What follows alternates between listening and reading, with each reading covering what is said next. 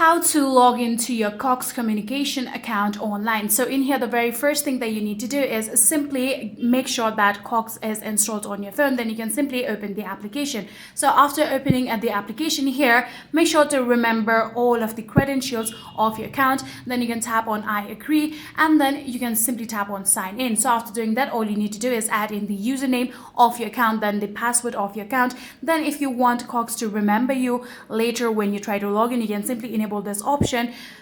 Then you can simply enable this option, remember me, and then tap on sign in and sign into your account, right? So like I said, there's no complicated process. All you need to do is add in your username, so make sure that you remember it, and the password, then tap on sign in, and like that you'll be able to log into your account. So if unfortunately you have forgotten all of the ID or password, you can tap on forgot your user ID or password, simply tap on those and go along with the process of how you'll be able to recover it, and like that you'll be able to log into your account. So yeah, that is it. If you guys do have any further queries, then please let me know in the comment section down below.